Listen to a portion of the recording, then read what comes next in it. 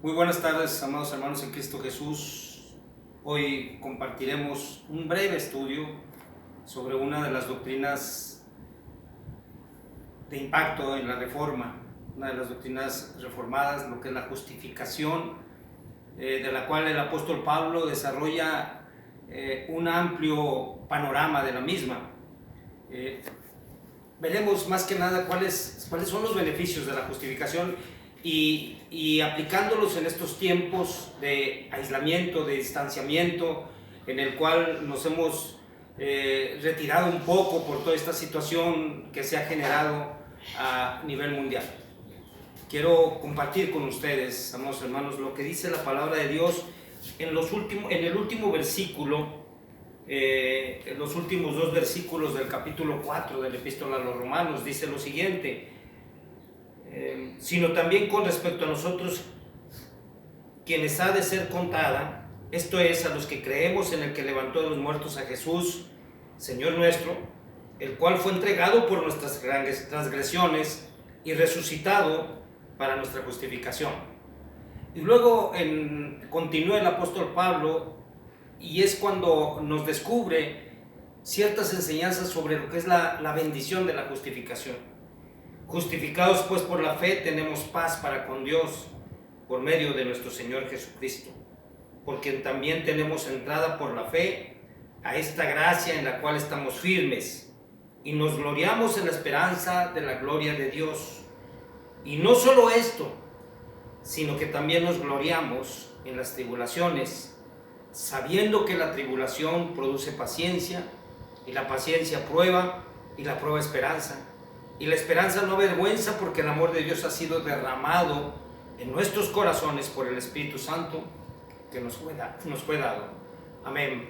Padre, te bendigo en esta hora y pido tu presencia en el corazón de cada uno de mis hermanos, en el mío, Señor, que nos ilumines, que nos des la sabiduría y que tu palabra traiga fruto a nuestro corazón, en el nombre de Cristo Jesús. Amén. La justificación, hermanos, es una doctrina fundamental en la doctrina general de la salvación, que nos lleva a entender precisamente cómo Dios se preocupó por acercarnos a Él. Él fue el que nos buscó, Él fue el que buscó el acercamiento de nosotros hacia Él. Había un distanciamiento total, más peligroso que el distanciamiento que ahora tenemos, porque era un distanciamiento con Dios. Después del pecado de Adán y Eva, hubo un distanciamiento con Dios y requería definitivamente la participación de Dios para poder acercarnos. El apóstol Pablo, en el último versículo, dice, del capítulo 4, dice, el cual fue entregado por nuestras transgresiones y resucitado para nuestra justificación.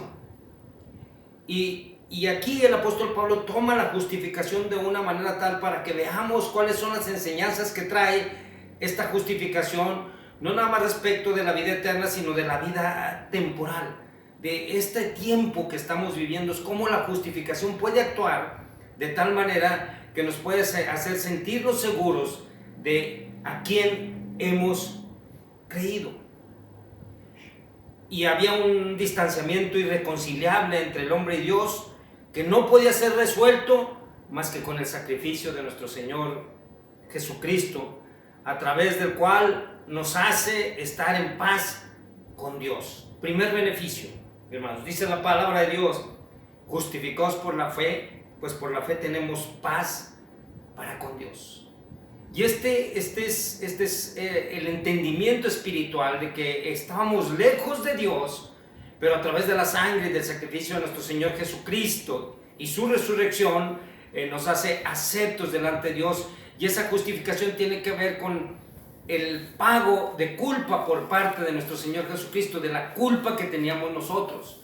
Nuestro pecado es limpiado, nuestro pecado es justificado, y en la cruz del Calvario Él lleva nuestros pecados y nos limpia de esos pecados, nos presenta justos delante de nuestro Dios. Y esto es importante porque esto trae una paz para con Dios, una paz que Dios mismo generó, que nosotros estuviéramos en paz con Él. Y esta paz que tenemos con Dios tiene un alcance superior, extremo.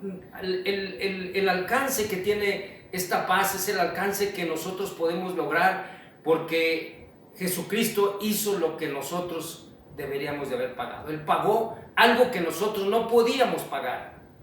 Y ese acercamiento, esa paz que nos da nuestro Señor Jesucristo es un alcance eterno y es un alcance temporal.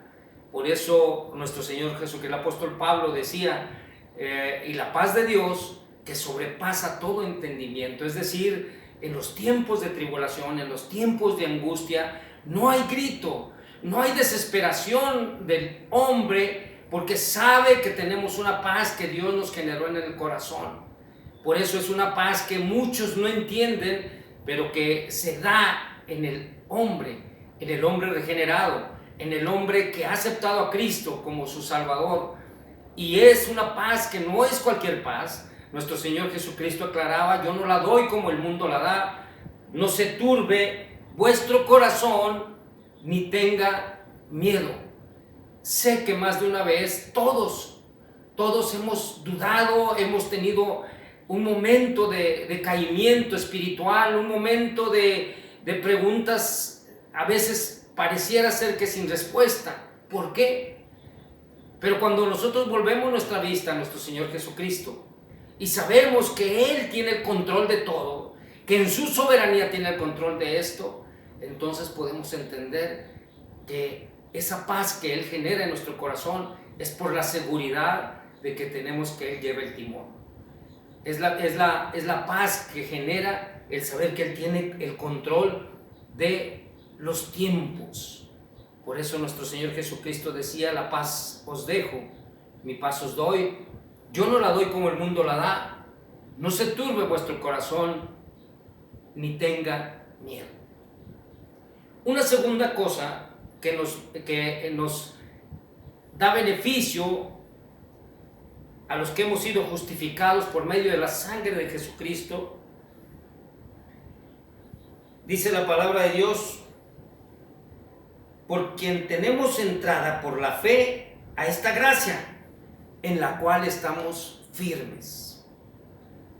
La firmeza del corazón, hermanos, es aquella actitud que tenemos frente a las tormentas, frente a la oscuridad, los nubarrones que se ven. De repente hay en nuestro corazón inquietud y desesperación. Muchos quisiéramos ya estar afuera haciendo nuestras actividades rutinarias.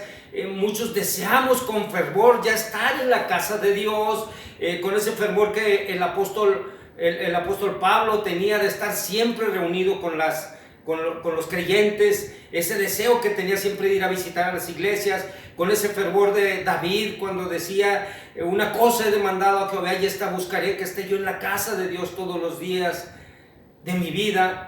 Y ese fervor que tenemos, a veces ya quisiéramos explotarlo y decir verdaderamente: ya quiero estar en la casa de Dios. Pero en esta desesperanza hay una firmeza, y una firmeza en esta situación que a veces nos desespera. Hay una firmeza para poder enfrentar las cosas, y la firmeza nos la da la justificación a través de la fe. Estamos firmes, somos inmovibles, es decir, creemos en nuestro Señor, está en el control de las cosas, y pase lo que pase, nuestra firmeza no cambiará, no variaremos, seremos firmes y no voltearemos hacia atrás. No le daremos oportunidad al enemigo de voltear hacia atrás, sino voltearemos hacia adelante en gloriarnos con la esperanza, que es una tercera situación. Dice que nos gloriamos en la esperanza de la gloria de Dios. Todo lo que sucede en derredor de esto, veremos la gloria de Dios al final. Siempre veremos la gloria de Dios. Las cosas que se vienen, por más difíciles y complicadas que se sientan, por más difíciles y complicadas que se vean, al final veremos siempre la gloria de Dios. Y esta gloria de Dios es la que produce en nosotros esperanza. Sabemos que al final del túnel oscuro estaremos disfrutando de la gloria de Dios. Nuestra expectativa es ver la gloria de Dios en todo su apogeo, en todo su esplendor. Y después de esto, hermanos, estoy seguro, estoy convencido, estaremos gozosos, gloriándonos en el Señor, disfrutando de la gloria de Dios, con cánticos, con alabanzas, porque Dios cumple con sus promesas. Otro beneficio que tenemos, dice que también nos gloriamos en las tribulaciones. Dice el apóstol Pablo, nos gloriamos en las tribulaciones. ¿Qué quiere decir esto? Que también estamos gozándonos porque sabemos que al final habrá una victoria total de las cosas cuando somos hijos de Dios. Recordaba el testimonio de un misionero que le tocó la peste bubónica. Él murió de 37 años y decía este misionero, cuando le preguntaban que si no tenía miedo de andar predicando y andar evangelizando, dice, yo hago lo que Dios me dice que haga y que me cuido para no ser contagiado, pero yo sé que Dios me va a tener hasta que Él quiera, hasta que yo le sirva aquí.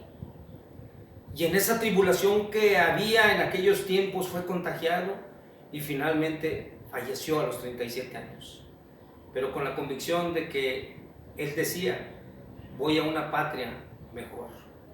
No esperamos eso nosotros, esperamos que Dios nos siga usando, pero debemos de estar convencidos que Dios tiene en control todo. Y en las tribulaciones, la expectativa que tenemos es que esta breve tribulación, estas breves aflicciones que tenemos ahora no son comparables de ningún motivo con la gloria que tenemos venidera.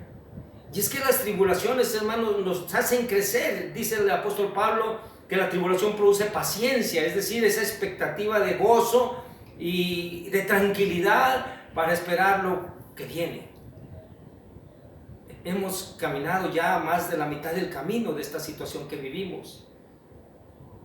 Algunos con más paciencia que otros, pero ya hemos caminado más de la mitad. Y nuestra expectativa es que esta paciencia con la que estamos atendiendo esta situación se refleje en el futuro. Y la paciencia, dice, produce prueba, y la prueba, esperanza. Es decir, hay un examen, diríamos, que estamos presentando ahora a los hijos de Dios en una convicción de fe de que esto pasará. Y este examen lo queremos pasar. Este examen queremos aprobarlo. Y lo probaremos glorificando a Dios en todo tiempo. Y lo probaremos obedeciendo a Dios en todo tiempo. Y lo probaremos pensando que nuestra expectativa es grande. Y la esperanza que tenemos en Dios es grande. Y al final, hermanos, la fe es aquello que no vemos, pero que estamos seguros que llegará. Es la convicción de que lo que no vemos llegará. Y llegará el tiempo en que estemos juntos de nuevo. Llegará el tiempo en que estemos alabando a Dios, juntos todos. Y el día de hoy le doy gracias porque la iglesia sigue viva, porque la iglesia sigue trabajando. En el nombre de Cristo Jesús. Oramos. Padre, te doy gracias en esta tarde por tu bendición, tu amor y tu misericordia.